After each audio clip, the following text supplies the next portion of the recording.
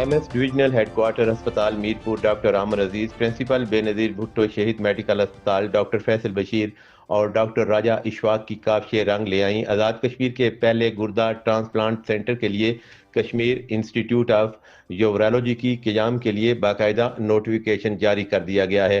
तफसीलात के मुताबिक हुकूमत आज़ाद जम्मू कश्मीर ने मीरपुर में गुर्दों की बीमारी में मुब्तला अफराद के ट्रांसप्लांट सेंटर के क़याम की बाकायदा मंजूरी दे दी है।